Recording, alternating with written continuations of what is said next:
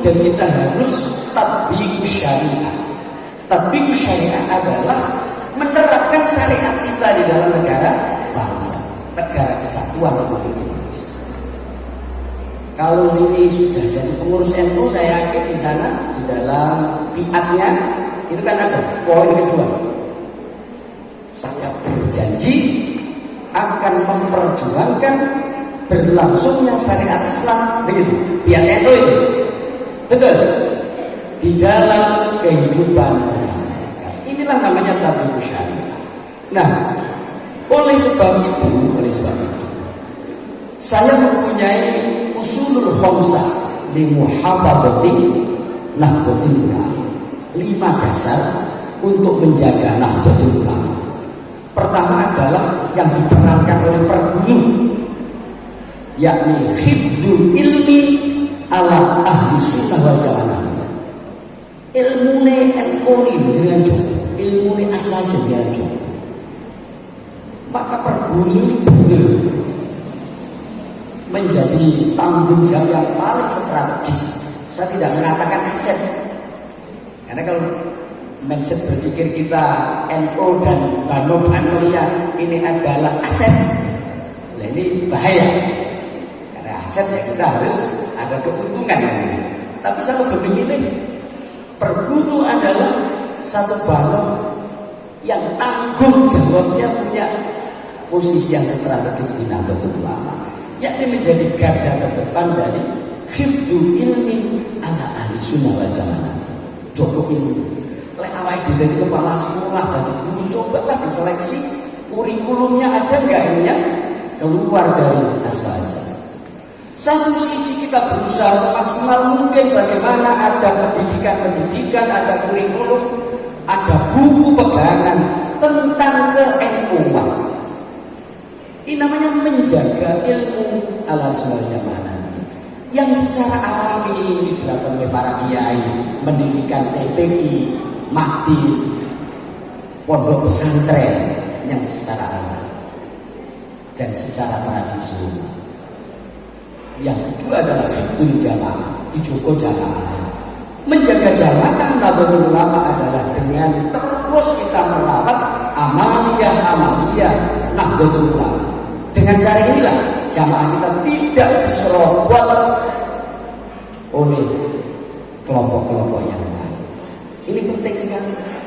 Hifdzul jamiah. Alhamdulillah saya yakin yang hadir ini semua sudah berperan menjaga NU dari sisi organisasi. Kita berkhidmah di dalamnya. Mindset berpikir kita adalah tanggung jawab, bukan aset, karena NU bukan aset, tapi adalah tanggung jawab. Dan yang tidak diberi kesempatan oleh Allah untuk berkhidmah di struktural, maka dia di kultural bagaimana aktif mengikuti amalan-amalan. Nah dia pemimpin salah jam ikut membuli di luar, tapi bagaimana kita justru ikut mentakmil. Ini teman-teman sekarang orang ahli-ahli semua ini. Jadi kalau di medsos ini kalau Gus Yahya salah, Bu Mukyati salah, Pak Amin salah, Gus Loh almarhum salah, ya jangan ikut dibuli lah di medsos. Jangan ditakmili, semua yang ahli takmil semua ini. Umpama Gus Yahya bunyai ini, bagaimana ini? Buat apa ini? Mau kita takmili, maksudnya tidak begitu. Gitu. Tapi kalau sudah ketemu sendirian, monggo, jenengan jaingkol, monggo, jenengan pisui, monggo, seperti kulori. Tapi kalau di medsos ya jangan. Ini namanya ifsha sirri. Kita mengungkap rahasia tentang kejelekan organisasi kita dulu. Tidak. Ini cara merawat Nahdlatul Ulama min jihadil jam'iyah dari sisi organisasi. Ya kelihatan kita, ya tidak kelihatan dohir batin ya Allah. Yang keempat adalah hifdzul madah al-maliyah li Nahdlatul Ulama. Ini cara merawat itu tanggung jawab kita bersama. Menjaga madah al-maliyah itu adalah aset-aset kebendaan, aset-aset duniawi yang dimiliki oleh Nahdlatul Ulama. Alhamdulillah kalau saya akhirnya sudah ikut-ikut Mbak Yemi Selani mengamankan tanah-tanah wakaf yang ada di Gadusari. Itu adalah bagian dari menjaga aset-aset mali yang milik Nahdlatul Ulama. Dijaga. Kita menjaga aset itu sama artinya kita mengurangi bisikan-bisikan yang ada di masyarakat. Menjaga aset itu sama artinya kita menjaga ahli waris, biar tidak makan barang wakaf, tidak tasarruf sesuai dengan aturan. Yang kelima yang paling penting adalah khiddu siyasah ala ahli sunnah wal jamaah. Jadi NU itu cara merawatnya adalah juga harus dengan siasat. Karena begini, kalau kita lihat teman-teman sejarah, tidak ada paham apapun, tidak ada madhab apapun yang bisa dominan tanpa ditopang politik. Ayo, silahkan dibaca. Sunni di Arab Saudi hilang ketika mereka lemah, tidak mendapatkan dukungan dari Saudi, Raja Saudi. Ataturk Kemal bisa merubah sekuler dari Sunni yang luar biasa. Kenapa? Karena dia berkuasa. Oleh sebab itu saya senang ini semuanya menjadi pegawai negeri. Jangan lagi istilah santri itu dianggap sepaton lagu, colonan lagu, magang murah lagu. Nah coba, ini kan juga menjaga siasat ini Pak Rahmat ini tadi. Loh sama bayar ini Pak Kepala Desa ini gak Pak Rahmat. Paling gak saya dikleroni gak ikhlas. Loh begitu. Jadi penting, ayo ini kader-kader yang masuk sudah yang pinter-pinter ini. Kalau masa saya kan sudah habis, sudah putih semua. Ayo usaha di dalam kebaikan menjaga merawat NU lewat siasat. Tapi siasat ala ahlussunnah wal jamaah. Ayo magang DPR, jangan dibunuh. Jadi kita sudah bubukan itu ratusan tahun. Wong kiai kok dadi pegawai negeri, wong kiai kok magang bupati, wong kiai kok magang DPR. Ayo kita buang. Betul. Jadi sampai itu kalau kita galak kalau hanya ingin menghilangkan peredaran miras itu, kalau kita tidak punya kuah, tidak punya kekuasaan, demo berbulan-bulan belum tentu hasil. Tapi kalau jenengan jadi bupati, panggil aja sektri, ayo ketika 5 menit tanda tangan selesai bahwa semua toko-toko penjual miras maka akan diberedel oleh Satpol PP, selesai. Lu begitu. Inilah pentingnya menjaga merawat Nahdlatul Ulama bisyasa. Usulul khamsah li muhafadzati ahli sunnah wal jamaah. Ini penting kita sampaikan. Teman-teman sekalian, kembali ke laptop. Jadi usaha kita untuk tatbiq syariah itu target kita rosmiyah, formal. Artinya apa? Yang hukum-hukum syariat kita yang mujma'ah, yang disepakati oleh ulama bahwa itu tidak boleh ditawan, maka bisa menjadi undang-undang yang tertulis, namanya tatbik secara resmi tertulis.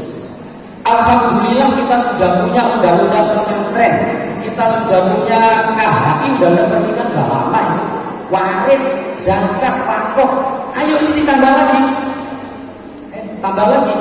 Tanpa jenengan jadi DPR, betul sakit. Coba pengendalian miras di DPR pusat itu kenapa sampai 15 tahun dan masuk-masuk? Neng DPR pusat itu, sing non Muslim itu, meh separuh. Lo demokrasi itu voting, mayoritas menang untuk mengambil keputusan. Ketika semuanya tidak, ya tidak. Lah Islam yang mayoritas ini juga terkodak-kodak lagi. Ono sesemangat, ono gak semangat. Dengan rekor. Coba ini kalau Senayan itu 75% santri, organisasinya per gunung, oh selesai. Tatbik syariah itu nggak usah menanti lama-lama. Pengendalian miras bahas, pelacuran pornografi bahas, selesai. Jadi dan terus kita awasi mas. Makanya demo itu yang konstitusional ini tetap kita setuju cara-cara amar ma'ruf munkar yang baik. Jangan seperti 4-1-1, jangan seperti 2-1-2. Nggak boleh turun. Coba dibuka semua kayaknya.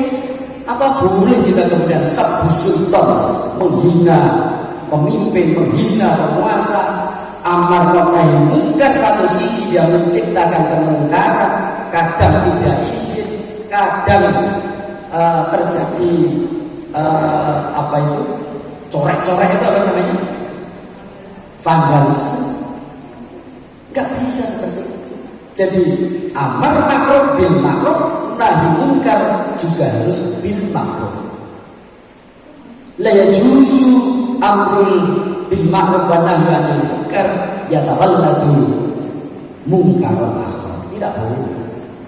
Jadi menimbulkan kemungkaran yang lain. Ini terus kita usahakan lebih banyak lagi formal. Kalau tidak, paling tidak secara substansi. Oke lah di dalam syariat kita itu umpama ya, orang mencuri, orang memperkosa, orang mencopet dan seterusnya, itu kalau sudah sebatas nisok itu kan faktor idea, potong tangan kan itu. Zina ranjang itu karena tidak mungkin kita terapkan di sini, minimal pada sampai saat ini. Tapi yang penting substansi hukuman itu sudah ada. Namanya tatbik syariah bidani. Secara esensi, secara substansi ada apa? Hukuman itu tujuannya, takzir itu kan mengapokkan, membuat jerah. Shock terapi terhadap yang lain juga menjerahkan kepada pelaku. Itu sudah ada. Wong nyolong mesti hukum gitu. Copet dihukum, semua sudah ada. Ya, sekalipun tidak persis seperti di dalam syariat itu. Jadi ini yang penting harus kita paham. Paling tidak yang terakhir, kalau tidak bisa secara datiah, rosmiyah, paling tidak secara jauhiyah, yakni secara esensi bahwa itu maqasid syariah yang jumlahnya ada 5 itu oleh negara sudah diperjuangkan. Hifdzuddin, menjaga agama.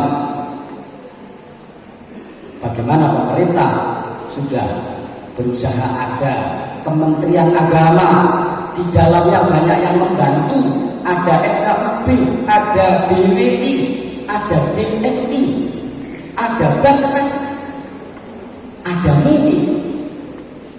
Ini adalah upaya-upaya pemerintah secara esensi. Mereka sudah melakukan hifdzuddin, hifdzun nasli, pernikahan, hifdzul akli, miras juga dilarang, sekalipun masih remeng-remeng karena sambung.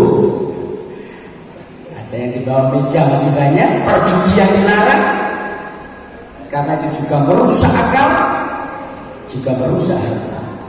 Sekalipun saya lagi persambungan ini masih banyak, dan ini harus usul kita bersama ya.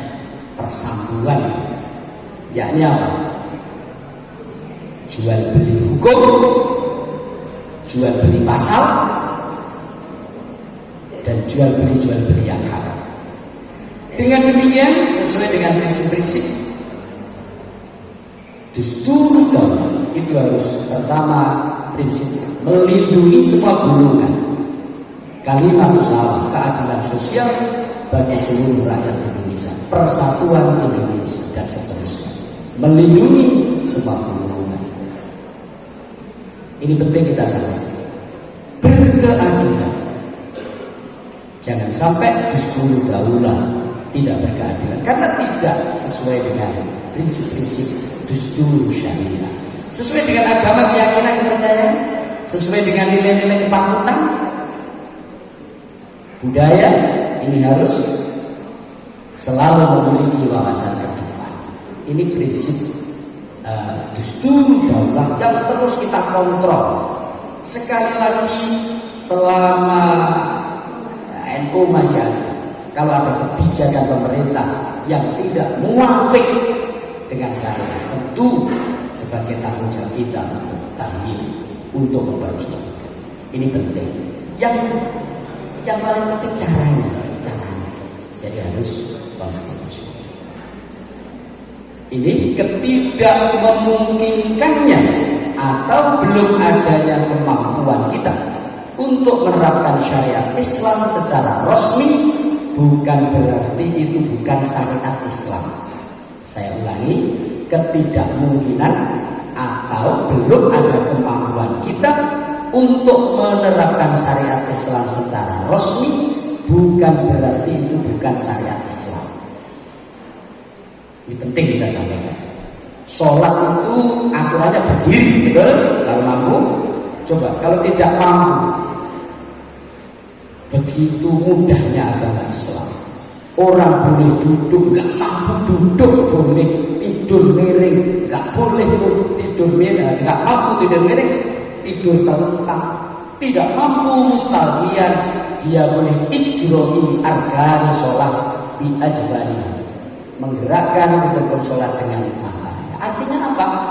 Di Indonesia kita multi agama, multi ras, multi suku. Kalau gitu tidak mungkin kita paksakan. Artinya kita tidak dalam keadaan mampu. Jangan dipaksa, malah dosa. Coba sama gak kuat sholat ngadeg, sama paksakan ngadeg. Akhirnya jenengan geblak dosa sholatnya sama orang oleh ganjaran. Karena jenengan sama artinya melanggar aturan Allah, wala tulqu bi aydikum ala taluka, juga melanggar aturan Rasulullah, la darara wala dirar. Orang tidak boleh bunuh diri. Orang harus menjaga kesehatan. Orang harus nomor satukan menjaga nyawa.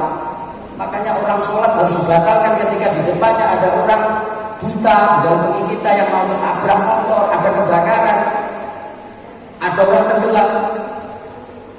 Jadi ini Islam. Lah prediksi saya hanya prediksi yang kelihatan tidak mungkin diterapkan di Indonesia ditatbik secara resmi adalah hak orang murtad. Ini kelihatannya tidak mungkin. Kalau yang lain karena kita nggak tahu jeruni minarah kan, 50 tahun Indonesia mau seperti apa kita nggak tahu. Maka yang lain sepertinya masih punya peluang. Tapi kalau hadidah ini tidak. Kenapa tidak mungkin? Kalau dipaksakan teman-teman, kira-kira setiap hari manusia itu akan bunuh duluan. Kenapa? Karena umpama ada orang murtad, kemudian kita istitabah agar dia kembali ke Islam, tidak mau. Coba hadis Qurannya kan jelas itu, harus dibunuh karena murtad. Loh, kalau ini kita bunuh, maka dakwah kita gagal. Karena ketika ada orang non-Muslim, orang Kristiani akan masuk Islam, itu artinya menurut orang Kristen juga murtad. Nek dia gendani mana ini mau Hindu atau Islam gak sih kok mata ini udah murtad. Loh, akan terjadi bunuh-bunuhan. Makanya haduridah ini saya prediksi ini tidak mungkin diterapkan selama Indonesia masih multi agama, multi kepercayaan. Lu berarti dosa? Tidak. Kenapa dosa? Lalu kan difullahu nafsan illa usaha. Kita sama. Mampu kita seperti ini. Sholat aja berdiri kita bisa terlentang karena kita tidak mampu. Jadi inilah manhaj dan cara berpikir itu. Jangan dipaksakan. Karena keamanan itu adalah keamanan negara, kondusivitas negara adalah nomor satu kalau kita ingin menjadi hamba Allah yang disayangi. Lu betul. Ayo silakan itu perang Rusia dengan Ukraina ini. Mie ayam naik, ya. Hidup di Eropa ini sudah kelepek-kelepek karena gas semuanya mahal kan begitu. Itu urusan perang dampaknya sudah luar biasa. Makanya dakwah kita itu teman-teman sudah tidak boleh lagi kita hanya lokal, maka harus memikirkan dakwah yang berkonten berwawasan dunia. Karena jargon itu adalah membumikan peradaban merawat jagat. Ini penting kita sampaikan. Ini Mbah Maimun persis saya kutip barusan. Beliau menyatakan seperti itu. Tidak saya baca kesimpulan tadi. Peranan Nahdlatul Ulama dalam membentengi Aswaja dan menanamkan bagi kebangsaan, insya Allah sudah ada Aswaja Center, ada LDNU, ada LBM, ada Perguru. Insya Allah peranan pesantren dan lembaga pendidikan ini sangat strategis. Nilai-nilai dan sikap dasar Aswaja jangan sampai lupa, sekalipun kita peradaban kita sudah luar biasa, moderat, toleran, harmoni, saling membantu, saling mengenal. Ini prinsip. Pendekatan terhadap tradisi budaya, inilah yang kemudian kita sebut dengan kita mengikuti peradaban tanpa meninggalkan syariat Islam sumber yang bersumber dari Al-Quran dan Hadis. Teman-teman sekalian, yang harus dipahami di dalam syariat Islam itu kan ada ta'abudi, ada ta'akuli. Jadi hukum itu ada yang ta'abudi, ada yang ta'akuli.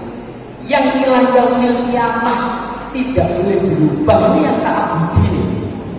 Ini yang dipahami. Bukan semuanya bisa berubah mengikuti zaman, tempat, atau kita balik semuanya tidak boleh, tidak begitu. Jadi puasa ya wilayah Myanmar ya 1 bulan Ramadan. Haji itu ya selamanya di Makkah. Tidak bisa pindah ke India seperti Ahmadiyah, tidak begitu. Sholat yang ta'abudi. Jadi hukum-hukum ta'abudi inilah yang abadi. Nah, yang ta'akuli maka ini bisa kita kaji ulang, kita maknai secara komprehensif di dalam cara memandangnya, kita ada di mana, waktunya kapan, dan seterusnya. Kalau tidak percaya, dulu azan itu pertama kali yang mengumandangkan kan sahabat Bilal. Oleh Rasulullah, sahabat Bilal itu ketika azan disuruh naik ke atas. Yang kemudian peradaban sudah maju, akhirnya orang membuat manaroh. Orang Jawa kemudian menyebut menara. Yang sampai saat ini banyak masjid yang masih mengabadikan itu karena tidak berfungsi. Nah, kalau kita hanya mengikuti letterlah perintah Rasulullah bahwa azan itu disuruh atau sebaiknya adalah naik di atas seperti orang naik di mana, maka siapapun saat ini yang memakai pengeras suara seperti ini, maka ini adalah bid'ah dolalah. Fitnah, keren. Maka ini harus dipahami betul. Sesungguhnya perintah Rasulullah itu naik menara atau mengeraskan suara adzan biar samiin mendengar. Itu sih yang nomor 2. Maka media apapun yang kemudian itu lebih masyarakat lebih mendengar, kemudian yang adzan tidak ngeh-ngeh, tidak terlalu berat, maka ya itu. Sehingga saat ini kalau orang bertanya mengikuti sunnah Rasulullah terkait adzan, iku wong sing ngerkoso munggah menara kok nganggo pengeras. Yang nganggo pengeras karena ini lebih abdullah, jangkauannya lebih luas. Lebih pentingnya kita memahami. Jadi memikirkan ulang terhadap teks-teks itu, tapi sekali lagi itu yang taat dulu, jangan menabrak yang taat. Yang kedua, saya contohkan. Ketika Ja'far meninggal, Rasulullah memerintahkan kepada sahabatnya, isna'un li ali Ja'far ta'aman summa asuhu li annahum yushyuhum. Ini kata Rasulullah kepada para sahabat ketika Ja'far meninggal. Itu sahabat diperintahkan apa? Di dalam apa? Dalam hadisnya, buatlah makanan, kemudian kirimkanlah ke keluarganya Ja'far karena Ja'far meninggal sehingga tidak sempat masak. Loh, berarti sekarang orang yang membawa beras tidak mengikuti perintah Rasulullah, yang kirim rekening itu tidak mengikuti Rasulullah. Ya tidak begitu. Justru kalau kita mengikuti letter apa yang disabdakan Rasulullah, insya Allah kita justru tidak mengikuti Rasulullah. Apalagi yang wafat ini bahaya sayang banget. Insya Allah hanya takziah ya ribuan. Kalau semuanya bawa besek, bawa makanan itu yang dimasak kemudian dikirimkan, niki ngerusui keluarga dari bahasanya kok bantu bahasanya, ngerusui ngerepoti, arti dol gak atas, disimpan dong mampu kan begitu. Maka sesungguhnya perintah Rasulullah ini bukan membawa makanannya, memasakkan dibawa ke sana, tapi adalah membantu meringankan beban orang yang kena musibah. Jadi untuk sekarang zaman lo lewat rekening itu, lek beras soal bakalnya tidol ngel-ngeli. Yang paling baik adalah uang. Nah, begitu. Kita banyak pakai kebangsaan bagi peradaban. Yang ketiga, Rasulullah idadah kholal wa doa khotamah. An-Nabiya sallallahu alaihi wasallam idadah kholal wa doa khotamah. Jadi Rasulullah itu kalau masuk WC, khotamnya itu dilepas. Loh ini kalau yang saklek, kang bid'ah itu, loh itu ya dicopot betul.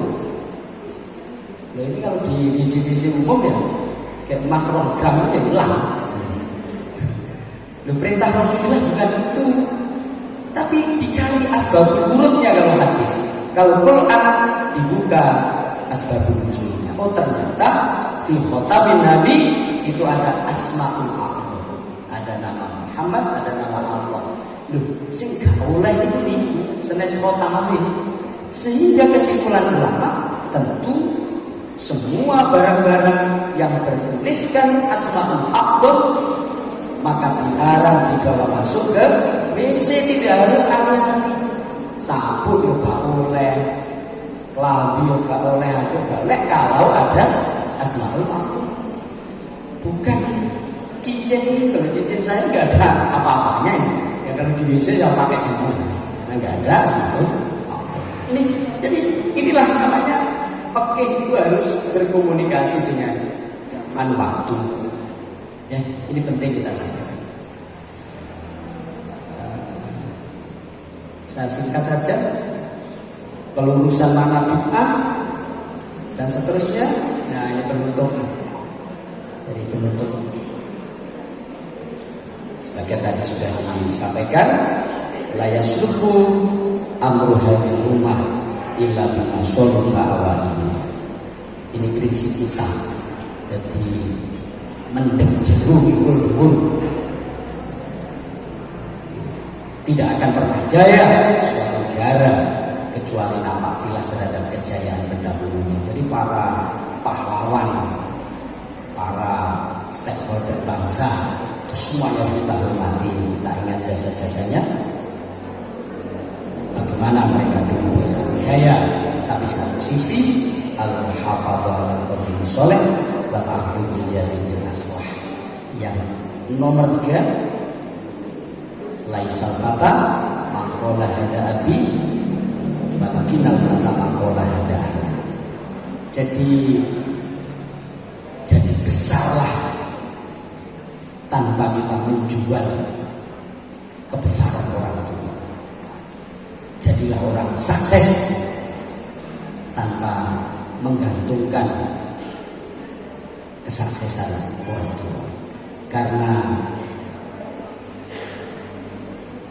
pemimpin itu diciptakan, tidak dilahirkan. Jadi seorang pemimpin itu diciptakan, tidak dilahirkan. Paham maksudnya ya?